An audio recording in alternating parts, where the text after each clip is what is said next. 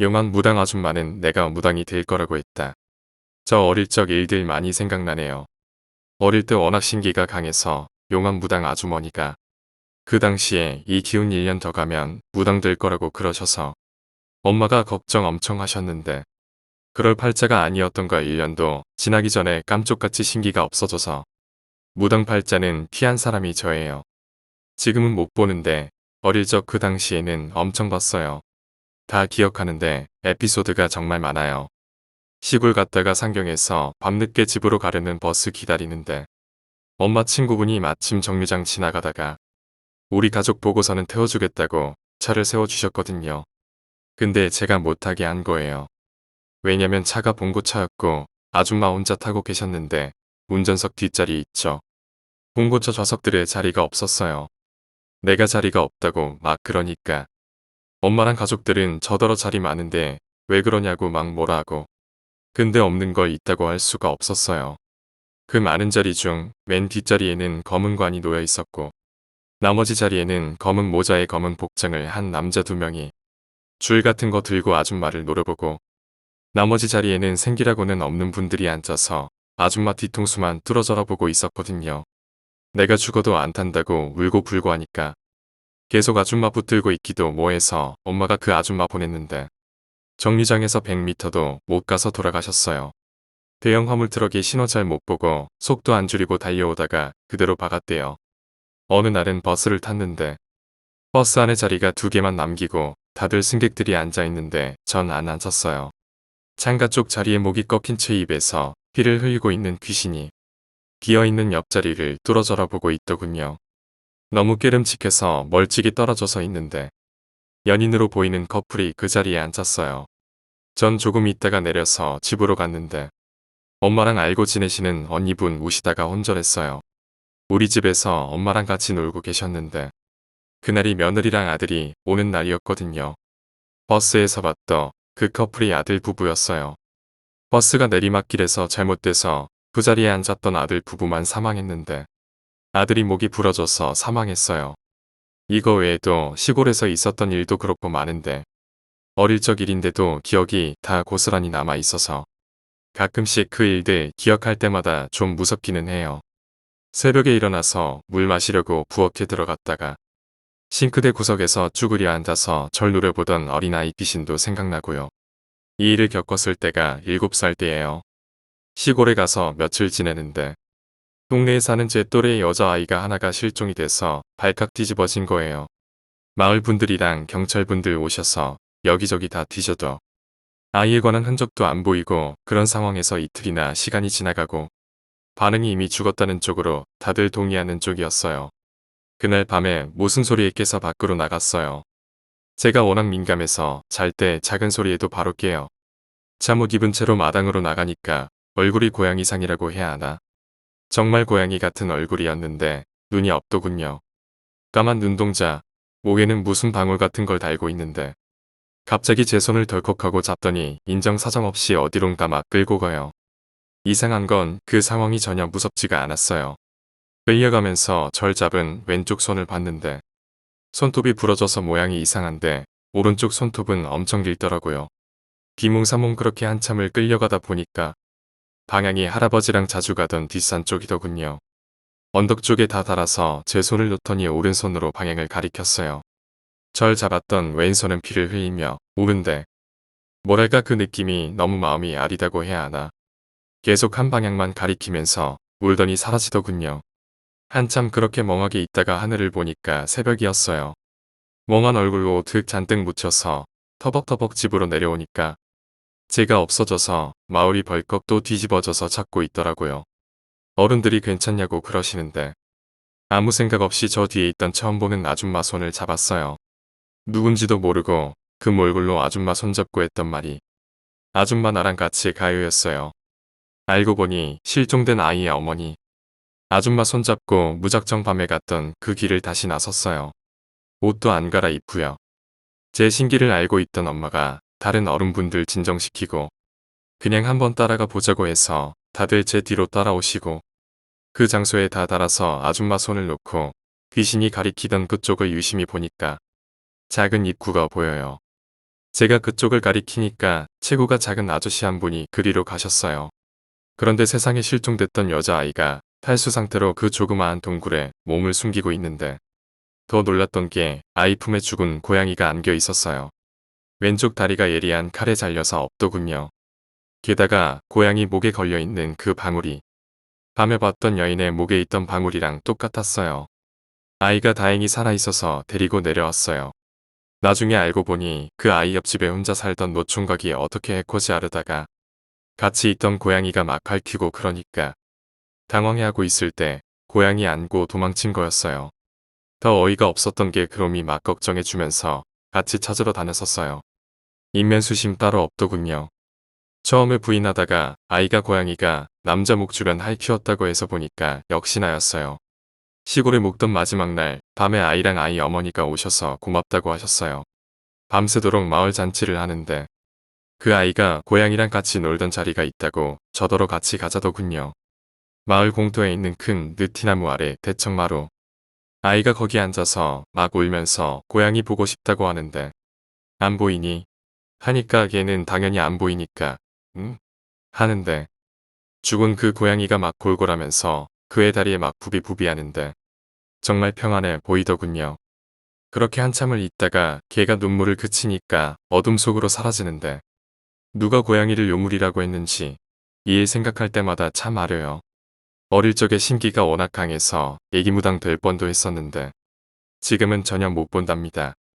여름방학 때 작은 외삼촌 댁으로 놀러가서 지내는데 놀러온 큰 외삼촌도 그렇고 큰 외숙모도 그렇고 다들 얼굴 안색이 안 좋았어요. 아무 생각 없이 내뱉은 말이 잠을 못 주무시네요였어요. 숙모 내부식겁 하시더니 어떻게 아냐고 해서 솔직히 말씀드렸죠. 내외분 등 뒤에 검은 덩어리가 붙어 있다고. 기운이 음산해서 내가 곁에 가기도 싫다고 막 그랬거든요.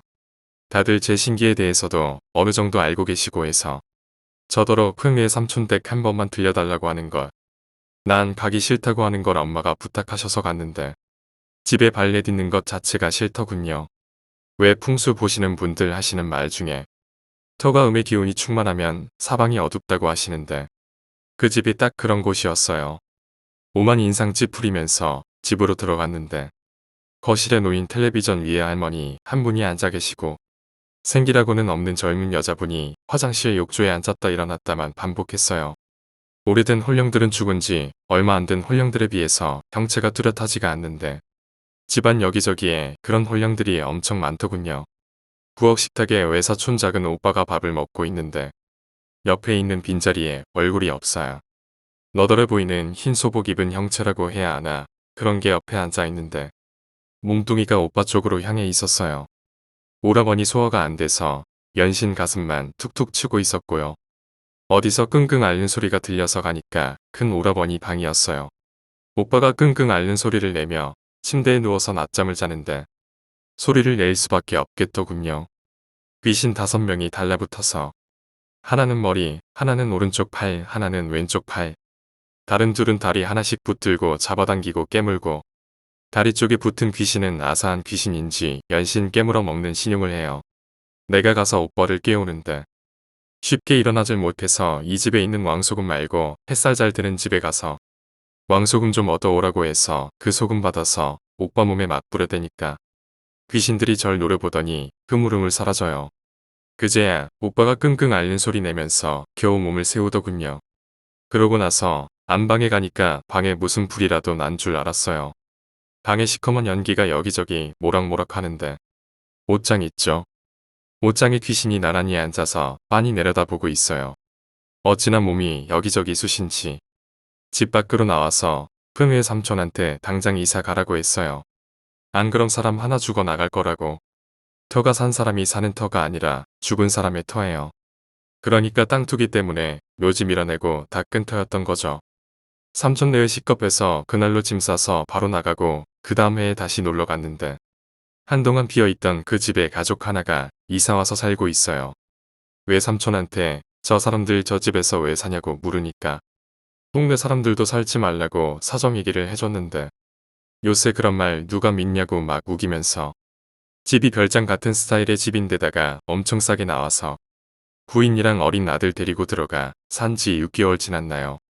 사건이 났던 밤, 늦은 저녁에 외숙모 심부름 때문에 그 집 건너갈 일 생겨서 가는데 그 집이 멀찍이 보일 때 지음의 뒤통수가 너무 싸한 거예요. 고개를 돌려보고 싶은데 돌릴 수가 없는 게 어디선가 아주 낯익은 목소리에 몸이 그렇게 반응을 해요. 돌리면 안 된다, 돌리면 안 된다. 고개는 돌리지는 못하고 그 자리에 말뚝 박은 거 마냥 서서 있으니까 옆에서 쓱쓱 무거운 뭔가를 질질 끌고 가는 소리가 계속 울려요. 눈 뜬 채로 보려고 하는데 이번에는 눈을 감아라, 눈을 감아라. 전 안 감으려고 하는데 어떤 손이 강제로 눈을 감겨 이상하게 눈을 뜰 수가 없더군요. 그 집 앞에 개울가가 있는데 정말 그 어둠 속에 그 자리에 서서 보지도 못하고 움직이지도 못한 상태에서 개울물 흐르는 소리를 얼마나 들었을까. 눈이 저절로 떠지고 시계를 보니까 오래된 것 같은데 3분밖에 안 지났더라고요.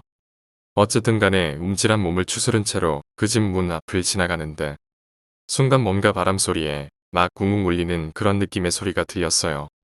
뭐지 하고 쓱 고개 돌렸는데 작년에 외삼촌 집에 들렀을 때 봤던 귀신들이 죄다 그 집 둘러싼 채로 노려보고 있었어요. 눈동자에서 파란 라이트 빛을 내뿜으면서요.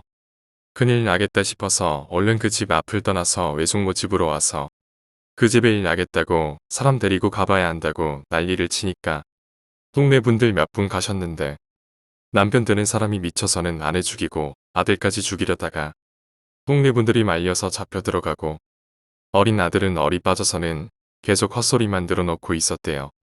우리 집이야, 우리 집이야.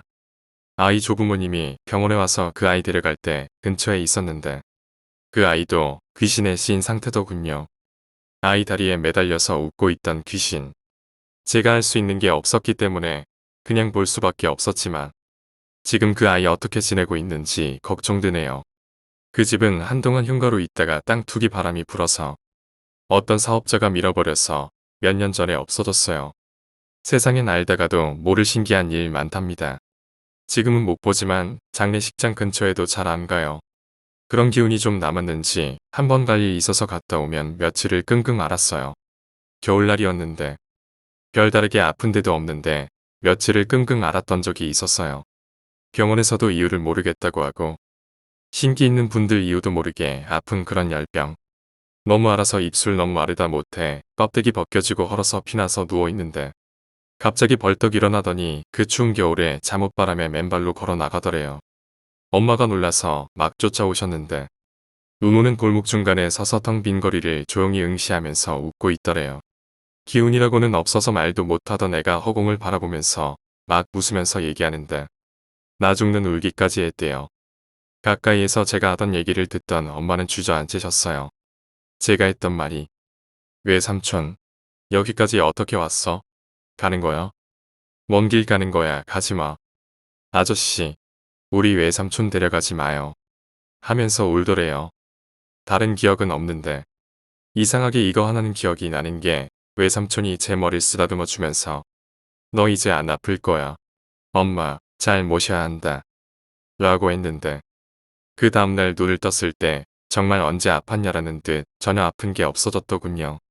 걔 차가운 바닥에 주저앉아서 울고 있는 거 둘러 없고 집에 들어서자마자 전화가 왔는데 큰 외삼촌이 사고로 돌아가셨다고 했어요.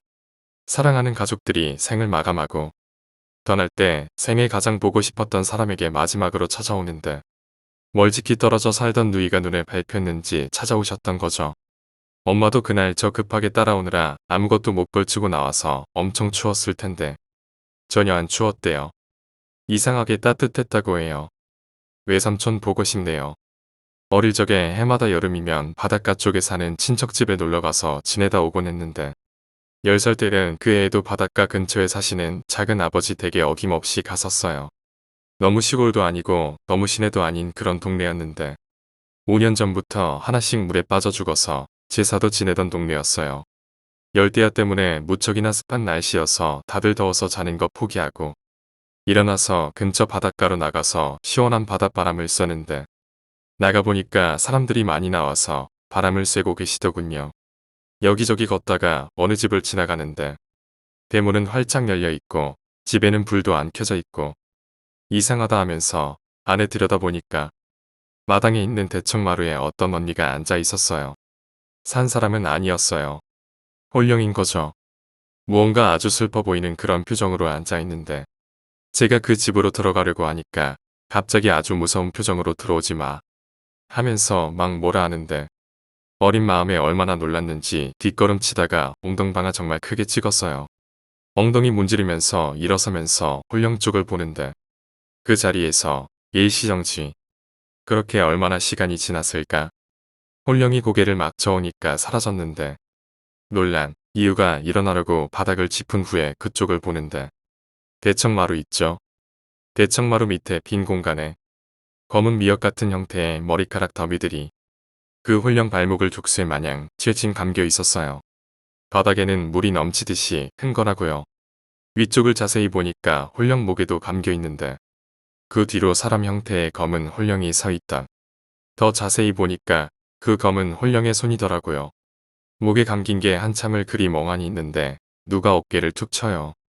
그 집에 사는 자취생 오빠였어요. 오빠가 손잡아서 일으켜 세워주는데 오빠 얼굴 보고 또 흠칫했어요. 얼굴에 검은 기운이 여기저기 뻗쳐 있어요. 살 날이 얼마 안 남은 거죠. 오빠한테 혹시 알고 지내는 여자분 중에 내가 말한 이목구비의 여자를 아냐고 물으니까 좀 당황해하더니 그냥 집으로 쏙 들어가요. 더 물어볼 수도 없고 해서 그냥 집으로 돌아왔는데 며칠 후 초저녁에 바닷가 모래사장에서 그 오빠가 바다에서 멀찌감치 떨어진 모래사장에서 바다 보면서 줄담배를 피우는 걸 봤어요. 앞서 봤던 그 여자 홀령이 바다 위에 둥둥 떠 있는 거예요. 그게 안 보이는 오빠는 자기 바로 앞에 마주선 자세로 서 있는 홀령을 앞에 두고 줄담배만 피우고 있었어요. 제가 가서 말해봤자 안 믿는 사람들은 어린 게 미쳤다고 할 테니 그래도 말해줘야겠다 싶어서 다가가서 말했어요. 물 근처에도 가지 말고 육지로 가서 근처에도 얼씬하지 말라고 그랬는데 고웃음만 치는 거죠. 어린애가 와서 그런 소리 하니까 얼마나 우습겠어요. 그래도 강경하게 부탁하니까 자기도 깨름칙했는지 알았다고 하고 몸을 돌려서 들어가는데 여자 홀령이 절 원망스럽다는 듯이 쳐다봐요. 홀령이 사라지고 나서 저도 깨름칙해서 집에 들어와 자는데 잠이 안 와요. 양을 수천 마리 새도 잠이 안 와서 나왔는데 그 오빠가 뭐에 홀렸는지 웅이병 환자 마냥 바닷가 쪽으로 걸어가요. 어린애가 너무 그런 것만 봐서 그랬던가. 겁대가리는 상실해서 가지 말라고 막 때리고 하는데도 정신을 못 차려요. 손목을 잡았는데 얼음처럼 너무 차요. 어두워서 잘 몰랐는데 자세히 보니까 팔과 다리에 대청 마루에서 봤던 그 검은 물미역 같은 것들이 묶여있고 바닷가 쪽으로 길게 이어져 있는데 물가 쪽으로 잡아당기던 그런 형상이었어요. 제 힘으로 어림도 없어서 집으로 달려가서 오빠 자취하던 집주인 네 분이랑 옆집에 살던 남정네 분들 몇 분 오셔서 잡았는데 어찌나 힘이 센지 끄떡도 않는 거 겨우 집에 데려다 놨어요. 그때 어른들께는 아무 말 안 했지만 어른들이 오빠 붙잡고 몸싸움할 때 바다 쪽을 봤는데 여자 홀령이랑 검은 홀령이 오빠 엄청 노려보면서 울부짖는데 귀가 다 아프더군요. 울부짖으면서 절 보는데 왜 그러느냐 억울하다 그런 기분이 들더라고요. 오빠는 얼빠져서 내리 누워있고 그날 밤에 어른들 몰래 밤에 나와서 바닷가에 나가니까 그 자리에 있어요. 무척이나 슬퍼 보였어요. 자세히 보니까 여자 홀령 뒤에 있던 검은 홀령이 말을 못하더라고요. 오말이 그런 말투였어요. 여자 홀령이 벙긋하는데 엄청 울었어요. 그 자리에서 그 사람 꼭 데려가야 한다고 억울하다고 산 사람의 운명은 죽은 분들이 함부로 하면 안 된다고 했는데 죽여도 억울함이 가시지 않는다고 울부짖는데 정말 그 다음 날 아침에 정신 차리고 앉아있던 오빠한테 가서 그랬죠. 애기 죽이고 마음 편해요. 그랬더니 다른 사람한테 말은 안 했어도 본인도 내심 고생이 많았는지 절 내려다 보고는 말없이 그렇게 있다가 나가대요. 저녁에 사람 죽었다고 난리가 나서 나가니까 그 오빠 자살했어요. 유서 한 장 휘갈겨 쓴 거 신발 밑에 깔아놓고 죽었더라고요. 여자친구가 임신해서 자기한테 와서 결혼하자고 했는데 자기 욕심 때문에 바닷가에서 떠밀어 죽였다고 자기 죄값 치르겠다고 그렇게 짤막하게 써놓고 갔어요. 여자 홀령이 여자친구였고 검은 홀령은 애기였어요. 뱃속에 있던 형태도 없이 그렇게 바다에 얽매여 있었던 것 같아요. 그 이후로 거기 익사자 한 명도 없다고 해요. 사람으로 태어나서 정말 100% 깨끗하게 살다 갈 수는 없는 거지만 목숨 가지고 죄 짓는 건 하지 말아야 해요. 그 오빠 자살한 후에 다시 갔을 때 바닷가에는 아무것도 안 보였지만 어린 마음에도 너무 가슴 아팠어요. 여름에 한창 휴가철 되면 많은 분들이 여기저기로 차를 몰고 많이들 떠나시잖아요. 고속도로들, 특히나 어둠이 깔린 늦은 밤에 고속도로에는 많이 보여요. 대개 사람이 정해진 운명대로 죽는 경우에는 인도자가 있거나 어디선가 길을 알려주지만 사고로 불길에 객이 되는 경우에는 자기가 죽은지도 몰라요. 그러다 보니 사고 현장에서 떠나지도 못하고 맴도는 지방령이 돼요. 특히나 사고 다발 지역의 고속도로. 그런 고속도로 주위에 나무가 울창한 숲이 있는 그런 곳은 음의 기운이 더해져서 음기가 극에 달하는 새벽녘의 도로에서는 양기가 충만한 분들도 헛것을 많이들 보세요. 귀신이라고 해서 다 나쁘지는 않아요. 나쁜 귀신도 있기는 하지만요. 고무가 모는 차를 타고 강원도도로에서 고속도로를 타고 가는데 고무가 초행길이다 보니까 길을 잘못 들어서 뱅뱅 돌다 보니 밤이 깊어져 버린 거예요. 당시에는 내비게이션 같은 게 없다 보니 더했죠. 조금 쉴까 해서 들린 휴게소에서 대학생 일행분들이랑 가는 길이 같아서 같이 가기로 했어요. 그분들 앞에 출발하고 고무차 뒤에 따르고 하는 식으로 출발을 했어요. 사고 다발 지역이라고 표식이 있는 곳을 지나서 가고 있었어요. 뒷좌석에서 자고 있는데 누가 부르길래 눈을 떴어요. 운전석. 고무가 운전대 잡고 있는 바로 그 운전석 창가에 얼굴이 일그러질 대로 일그러진 여자 귀신이 붙어서 절 부르고 있더군요. 고무 놀랄까봐 조용히 바라보면서 말없이 앉아있는데 그렇게 한동안 있더니 앞서가던 일행분 봉고차에 턱하니 올라타서 몸은 고무차 쪽으로 해서 절 보면서 고개를 까딱까딱해요. 제가 귀신을 보는 걸 아는 거죠. 외롭다 외롭다. 이 두 마디만 제 귀에 울려요. 그렇게 한참을 가는데 앞에 가던 차가 멈춰서 고무도 차를 세우고 내렸어요. 앞에 길이 두 갈래로 나뉘어 있는데 왼쪽은 포장이 잘 된 지름길이었고 오른쪽은 비포장에다 좀 시간이 걸리는 길이었어요. 늦은 밤이고 하니 자기들은 지름길로 갔으면 한다고 해요. 제가 차에서 내려서 봉고차를 보니까 그 귀신은 없더군요. 두 갈래로 갈려진 길을 보는데 지금도 그 느낌은 정말 지름길이요. 고장된 도로 사이로 나무가 울창하게 보기 좋게 서 있는데 안개가 에워싸고 있더군요. 물론 그 안개라는 거 제 눈에만 보이던 거였어요. 그 안개 사이로 여러 혼령들이 나무 사이로 숨어서 얼굴만 내밀어서 우리 쪽을 보고 있는데 그 스산함과 안기, 무엇보다도 혼령의 얼굴에서 내뿜는 시퍼런 안광이 너무 소름 끼치더군요. 계속 그쪽을 보고 있는데 도로 한가운데에 아까 봤던 그 귀신이 씩 웃으면서 손짓을 해요. 이리 와, 이리 와.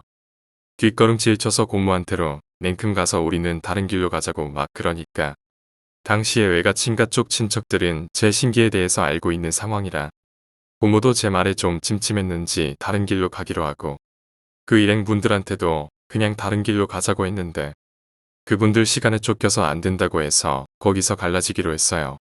그분들 차가 먼저 왼쪽 길로 들어서는 걸 본 후에 고모차를 타는데 너무 무서워서 어깨를 감쌌어요. 그 광경이란 봉고차가 그 길에 들어서서 도로를 타고 질주를 하는데 귀신들이 전부 그 차에 매달리더군요. 그렇게 매단 채로 봉고차는 달리고요. 밤새 오한에 떨면서 늦게 친척 집에 도착을 하고 잠을 청하고 아침이 돼서 밖으로 나왔어요. 사람이 북적북적하니까 먼저 와있던 가족들이랑 다 나와서 무슨 일이냐고 하는데 현장에도 가보지도 않고 그 자리에서 제가 했던 말. 사람 죽었어. 객이 됐구나. 못된 귀신이야. 그래도 둘은 살았네. 였어요.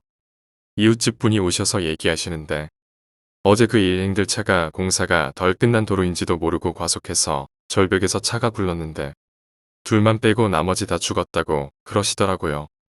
가족들이랑 친척들 죄다 멍한 표정으로 저보고 마지막으로 제가 한마디 더 하고 집으로 들어갔대요. 둘이 살면 뭐하나. 하나는 귀신 붙어서 하나 더 죽이고 따라가겠구먼. 독하다. 독해. 한참 시간이 지난 후에 집으로 전화가 왔었어요. 살아남은 2명 죽었다고. 같은 도로에서 둘이 싸우다가 남자가 여자 절벽에서 밀어버리고 남자는 차 타고 가다가 나무에 차 박아서 사망했다고 해요. 사고 다발 지역이라는 팻말이 있는 곳은 조심하세요. 그곳에 묶여있는 지방령들은 한이 맺힌 경우가 대부분이라 외외의 사고가 많이 일어난답니다. 날 더우면 335 여러분들 모여서 흉가 체험 같은 거 하시잖아요. 사람들 사이에 많이 알려져 있는 그런 흉가들 말고 알려지지 않은 숨어 있는 흉가들이 있어요. 땅의 지기를 보거나 귀신을 보는 분들만 아시는 흉가가 있는데 이런 데는 알려지지 않는 이유가 정말 위험해서 대개의 일반 분들은 전혀 모르세요. 정말 사고가 날지도 모르니까요. 그리고 그런 곳은 일반 사람들 눈에는 잘 안 끼어요. 저 봐주시던 무당 아주머니도 항상 하시던 말씀이 호교산을 걷거나 길을 걷다가 그런 곳을 보게 되거들랑 누구한테 알리지도 말고 들어가지도 말고 생각도 말라고 늘 그러셨는데 자기들도 힘들고 신님들도 괴로워서 안 간다고 했어요. 어릴 때라 어디였는지는 기억도 없지만 정말 그 기운이 알려져 있는 흉가들하고는 비교조차 할 수 없을 정도로 정말 무서워요. 어떻게 거길 갔는지도 모르겠거니와 어떻게 거기에서 나왔는지도 모르겠어요. 지금도 시골에서 지낼 때 동네 애들이랑 놀다가 갑자기 비가 쏟아져서 다들 적당한 대로 숨어서 비를 피하다가 비가 그치자마자 다들 나왔는데 제일 어렸던 5살짜리 여자아이가 안 보이는 거예요. 애들끼리 찾아보자 하고 열심히 찾으러 다녔는데 찾다가 찾지도 못하고 다들 지진 상태이고 다른 애들은 부모님이랑 동네 어르신들에게 알리려고 보내놓고 전 계속 찾으러 다녔는데 정신없이 여기저기 돌아다니다가 어느 순간 정신 차리고 보니까 뒷산이에요. 등산 코스가 있는 곳이라 객지분들도 많이 오고 하는 산인데 처음 보는 길이 있더라고요. 늘 다니던 길이라서 익숙한 장소인데 그 길은 처음 보는 곳이었거든요. 그날따라 기분도 뭐랄까 몽롱한 그런 상태가 계속됐어요. 그렇게 멍하니 서 있는데 제 옆으로 남자 등산객 4분이랑 여자 등산객 1분이 뒤도 안 돌아보고 그 길로 가는 거예요. 이상한 게 저 사람들 붙잡으면 안 된다라고 계속 머리에서 울려요. 그분들 따라 저도 뒤에서 저도 모르게 따라가고 있었어요. 한참을 걷다 보니까 제 앞에 있던 그분들이 언제 사라졌는지 보이지도 않고 앞에 다 쓰러져가는 별장 같은 건물이 있었어요. 대문은 다 낡아서 풀이 무성한 잡초더미 사이에 아무렇게 나뒹굴고 있고 온몸이 막 아프고 쑤시는데 막 여기저기서 우는 소리가 들리는 거예요. 많이도 들리던 그 소리 중에서도 계속 울던 가늘고 서늘한 여자 목소리가 하던 말이 들어와니 가버려 나 좀 내버려둬. 들어와니 가버려 나 좀 내버려둬. 대문 안에 그 집 현관문에서는 손 같은 영상이 나와서 절 막 끌어당기는데 그때 정신이 번쩍 들면서 어딘지 알겠더군요. 이게 무당 아줌마가 말하던 그런 흉가였다는 거려. 안 들어가려고 발버둥 치는데 뒤에서 들어가라고 막 밀어요. 뒤돌아보니까 아까 제 앞으로 앞서가던 그 등산객이 흉가에 붙잡혀 있는 귀신들이었던 거죠. 얼굴 형태도 잘 안 보이고 눈에서 파란 안광을 뿜으면서 막 미는데 전 발버둥 치고 기싸움하고 있을 때 언니야 이쪽으로 오너라. 어린애 목소리가 들리는 쪽으로 보니까 제가 찾던 그 아이가 제가 왔던 길에 반대쪽에 있더라고요. 제가 알기로는 절벽인 장소였거든요. 어쩌나 하고 고민하다고 무작정 아이 쪽으로 뛰었어요. 정신없이 뛰어내려오니까 원래 있던 등산 코스 입구였어요. 아이는 안 보이고요. 나중에 집으로 내려가니까 그 아이 강물에 빠져서 죽었더군요. 죽은 아이가 절 구하러 왔던 거죠. 며칠 후에 다시 산에 가서 거기를 찾으려고 해도 못 찾겠더군요. 지금 생각해보면 정말 지금도 절 구해준 아이에게 감사하면서 살아요. 그리고 흉가 같은 데는 기가 약한 분들은 가지 마세요. 잡기 붙여서 오시는 분들 정말 많더군요. 아닌 분들도 계시지만요. 9살 어느 여름날 여름방학이 얼마 안 남은 시점에 남자아이가 전학을 왔어요. 이름은 민수라고 칭할게요. 민수가 교실 문을 열고 들어오기 전부터 짜증이 나더라고요. 게다가 그날은 맑은 날도 아니고 시커먼 구름에 비가 무섭게도 쏟아지던 날이라 그런 날은 음기가 강하거든요. 걔가 들어오는데 제 표정이 싸해져요. 그럴 수밖에 없는 게 이미 옛적에 죽어야 할 애가 살아있는 케이스였어요. 그러니까 저처럼 팔자의 신기를 타고 나서 귀신을 볼 수 있는 경우가 아니라 실수로 그런 걸 보지 말아야 할 팔자의 그런 걸 보는 애였어요. 사람으로 태어나기 전에 망정수라고 하는 걸 마시게 하는데 걔는 그 과정 없이 태어나서 귀신을 보게 돼서 안 봐야 할 것들을 보는 애였어요. 그런 아이들은 저승에서 실수를 바로 잡기 위해서 일찍 데려가는데 살아있는 거죠. 그날 오후에 학교를 파하고 나서는데 학교 앞 도로에 걔가 서 있었어요. 저 멀찍이 트럭이 한 대 오는데 트럭이 걔 쪽으로 달려오더군요. 트럭의 반대편에는 검은 옷을 입은 사자가 걔를 보면서 노려보고 있었고요. 무슨 생각이었는지 제가 걔를 제 쪽으로 끌어당겼고 트럭은 걔가 있던 자리를 지나서 전신주에다 차를 박았어요. 걔 어깨를 잡은 손으로 맞은편을 보니 사자가 절 노려보고 있더군요. 그 순간 온몸이 어찌나 아프던지 그 다음 날에도 여전히 통증이 있어서 무당 아주머니께 갔더니 방에 들어서기 전부터 엄청 혼이 났어요. 왜 그랬냐고, 내가 죽고 싶은 거냐고, 사자가 하는 일은 방해하면 안 된다고, 다음에 그런 일이 있어도 그냥 눈 감고 넘어가라고 하셨어요. 갈 사람은 가야 한다고. 그날 밤에 슈퍼를 가려고 아파트를 지나가는데 저도 모르게 아파트로 발길을 돌려서 가더라고요. 어느 동 앞에 서서 위를 보는데 아파트 9층에 아이가 보이는데 베란다 난간을 붙들고 발버둥을 치고 있었어요. 그런데 순간 굳어버린 게 그 아이의 두 발목을 전날 본 그 사자가 붙들고 잡아당기고 있었어요. 민수더군요. 무당 아주머니 경고는 무시한 채 경비 아저씨 불러서 부랴부랴 집으로 올라가서 그 집 식구들 다 깨웠어요. 어떻게 애가 살려달라고 비명을 질렀는데 잘 수 있냐고 하니 식구들은 아무도 그 소리를 못 들었대요. 사자도 무서운 표정으로 같이 올라와서 한참을 노려보더니 사라졌어요. 그날로 해서 사흘 동안 원인 모를 열병을 골골 앓다가 사흘째 되는 날 꿈을 꾸는데 그 사자가 나타나서 다음은 없다고 한 번 더 막으면 같이 데려가겠대요. 나흘치 되는 날 걔네 집에 찾아갔더니 집 여기저기에 무슨 부적이 그리 많은지 그 집 식구들도 민수에게 어떤 일이 있는 건지 알더라고요. 무당이셨던 민수 할머니가 돌아가시기 전까지 하나 있는 옷에 독자라서 어떻게든 살려보겠다고 1년에 10번도 넘게 이사를 다니셨다고 해요. 사자가 오면 도망가고 그런 식인 거죠. 근데 민수 아버지는 그런 걸 안 믿는 사람이었어요. 할머니도 돌아가시고 안 계시니 아이 이곳에 뿌리 박겠다고 저 부적도 다 뗄 거라면서 화를 막 내시는데 그분한테 그런 게 안 보일 테고 무엇보다 무당이었던 어머니의 존재가 많이 싫으신 듯했어요. 민수가 안 보여서 어디 갔냐고 물으니까 학교에 놓고 온 게 있다고 학교에 갔다고 하는데 그 소리 다 듣지도 않고 신발 신는 둥 마는 둥 뛰어서 학교로 달렸어요. 왜냐면 그 얘기를 듣는 순간 제 맞은편 베란다 바깥쪽 그러니까 공중에 사자가 떠 있더군요. 웃는 건지 안 웃는 건지 모를 그런 표정으로 오늘 그 아이를 데려갈 거라는 게 느껴졌어요. 학교에 도착해서 교실에 가보니까 민수가 없어요. 민수 이름을 막 부르는데 경비실 아저씨도 어딜 갔는지 안 보였어요. 텅 빈 교실 여기저기 찾으러 다니는데 복도를 지나가다가 바깥을 봤는데 그 자리에서 얼었더라고요. 학교가 언덕 중턱에 있어서 한참 걸어 올라와야 하는데 언덕 올라오는 길. 그러니까 교문 밖에 사자가 올라오는데 사자 뒤로 주인 없는 빈 검은 자전거가 따라 올라오더군요. 운전하는 사람도 없는 겨우 굳은 몸을 풀고 찾으러 다니는데 화장실에서 비명소리가 나요. 그만요 따라갈게요.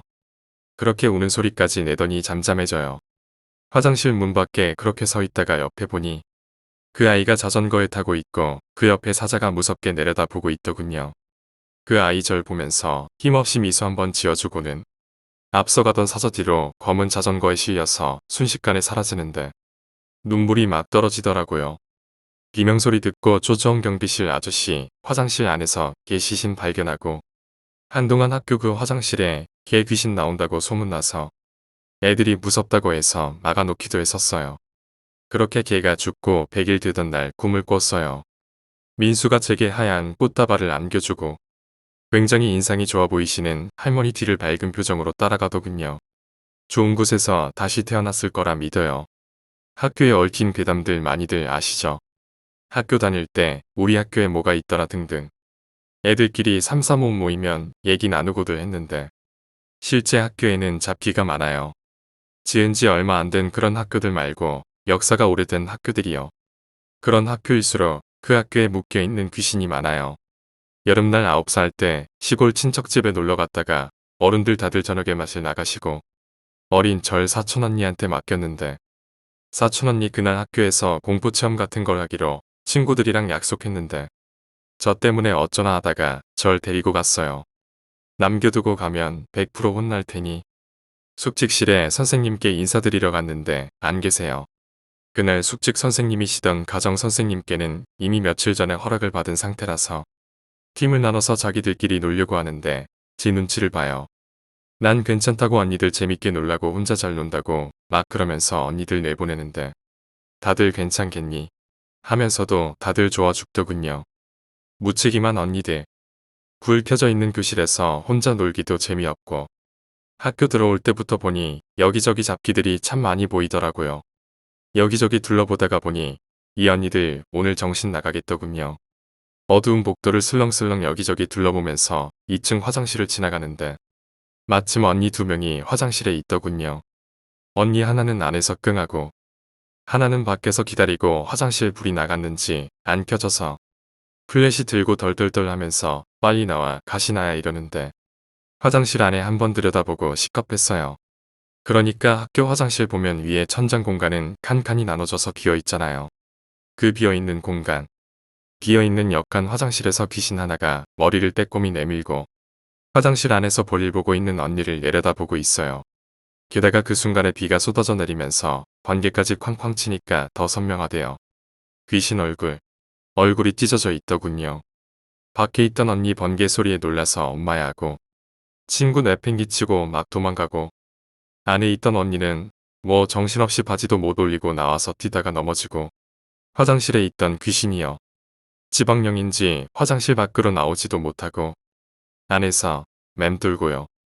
어느 불 꺼진 교실에 다른 팀 언니들 숨어서 어떻게 굴려줄까 하고 숨어서 이야기 나누는데 그 언니들 앉아있는 맨 뒷자리에 교복 입고 팔 한쪽은 떨어져 나가 죽었는지 팔은 없고 머리에서 피를 흘리고 단발머리 여학생 귀신이 앉아서 언니들 쪽을 응시하고 있었어요. 그 언니들은 그걸 아는지 모르는지 자기들끼리 시시덕거리고 다른 교실에 가니까 사촌 언니 패거리들 숨어있는 교실이 보여요. 문 살짝 열고 들어갔는데 제가 오든지 말든지 자기들끼리 히덕거리고 있더라고요. 그중 한 언니가 창문 사이로 들어오는 달빛을 비삼아 교실 뒤쪽에 있는 거울을 들여다보면서 머리를 매만지는데 거울 안에 귀신 하나가 노려보고 있었어요. 눈이랑 입이 없는 그런 형태였어요. 그걸 아는지 모르는지 열심히 머리 만지자 비도 오고 바람도 불고 정말 공포 체험하기엔 좋은 밤이더군요. 그렇게 1시간이 지났나? 집에 갈렸는데 4층에 있던 상대방 팀 언니들 내려왔어요. 가정선생님 4층에 계시더라. 순찰 돌고 계신지 우리가 불러도 말이 없으시던데 라고 언니 친구들이 말했어요. 그래 라고 사촌 언니가 대답했고요. 이런 대화가 오가는데 이상하더군요. 언니 그 선생님 혹시 짧은 쇼트커트 머리에 빨간 치마에 하얀색 반팔티 입은 분이야? 라고 제가 묻자 내가 어찌 아냐? 한참 전부터 돌아다니던데 못 봤어? 언니들은 죽은 사람 못 보지? 다들 놀래서 일동 침묵인데 남자분 목소리가 들리면서 우리 쪽으로 플래시를 비춰요. 체육 선생님이셨어요. 갑자기 비가 내려서 학교에 좀 늦게 오셨더라고요. 니들 여기서 뭐하냐? 뭐라 하시니까 이의 얘기하고 가정선생님 오늘 숙직 아니시냐고 여쭤보니 체육 선생님이 언니들 다 1층 교무실로 데리고 와서 하는 말이 가정선생님 며칠 전에 자살했다고 했어요. 언니 3명 기절 직전이었대요. 여기저기서 비명 지르고 사촌 언니 한동안 패닉 상태였네요. 그 학교에서 나올 때까지도 자살했다던 그 선생님은 학교에서 뭔가를 찾는 건지 기웃기웃하면서 왔다 갔다 하시던데 뭘 그리 찾던 건지. 이 문은 귀신들이 드나드는 문이라고 해요. 예를 들면 흉가 같은 곳이라고 할 수 있겠지만 좀 달라요. 흉가는 지방령이나 기운이 센 지방령에 붙들린 떠돌이 영들이 있는 보금자리. 기문은 사자나 귀신들이 드나드는 길인데 더러 집이 기문이 되는 경우가 있어요. 영화 폴터가이스트 아시죠?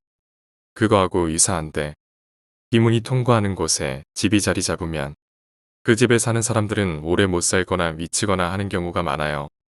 13살 때 일이네요. 아버지 친구분이 초대를 하셔서 그분이 사시는 곳으로 놀러를 갔는데 멀찍이 떨어진 주택들이 바로 보이는 언덕 위에 자리 잡은 고급 빌라였어요. 아저씨가 건설업자였고요. 아저씨 내외가 집에 들어서는데 화장실 쪽이 기문이 통과하는 곳이더군요. 살짝 열린 불 꺼진 화장실 문틈 사이로 빼꼼히 고개 내밀고 쳐다보는 귀신들의 눈동자들이 대뜸 아저씨 보고 호통부터 치기 시작했어요. 겁도 없다. 여기다 집을 지었나. 아저씨 놀라서 저 쳐다보시고 여기가 어딘 줄 알고 집을 지어. 네 핏줄이 온전하지 못할 거다. 싸늘한 표정으로 아저씨 그렇게 한참 노려보다가 도로차에 탔어요. 가족들 놀라서 따라 올라타고 아저씨가 헐레벌 뛰어오셔서 차를 잡았는데 화장실 문턱에 신발 세우지 마. 귀신이 안으로 들어설 구실을 주지 말란 말이다. 알겠냐? 라고 제가 말했어요. 이 말을 했던 이유가 무슨 이유에서 인지 화장실 문턱을 못 넘어오고 있더군요. 화장실 문턱을 경계로 넘어오지 못하고 있는데 신발을 거기에 세우게 되면 다리 삼아 넘어오게 되거든요. 택시 기사분 엉겁결에 막 출발하시고 집에 도착하자마자 방에 들어가 꼼짝도 안 하고 있었어요. 제가 그러는데 이유가 있다는 걸 알기 때문에 가족들도 조용히 있고요. 그날 밤에 전화가 울리고 아버지가 한참을 통화를 하시다가 제 방에 들어오셨는데 나갈 준비를 하고 앉아 있었어요. 나갈 일이 생겼다는 걸 알고 있었거든요. 아버지가 말도 꺼내기 전에 가자고 하면서 먼저 나섰어요. 밤에 택시를 타고 그 집 앞에 다다를수록 많이 보이더군요. 귀신 하나가 건너편으로 건너가면 반대 방향에서 건너오고 낮에는 몰랐는데 밤이 되니까 보였어요. 그 빌라 뒤로 뒷산이 있는데 뒷산이 초승달 모양으로 해서 그 빌라를 둘러싸고 있더군요.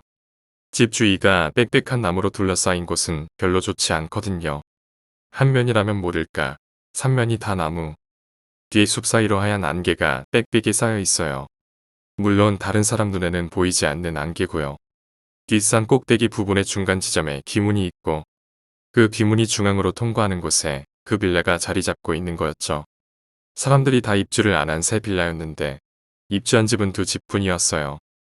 2층에 아저씨 네애랑 바로 집의 아들 네애가 안으로 들어서는데 빽빽하게 들어서 있는 귀신들의 행렬들이란 아저씨 집으로 들어가니까 배가 만삭인 며느리가 배를 부여잡고 주저앉아 있는데 너무 아파서 끙끙 앓고 있어요.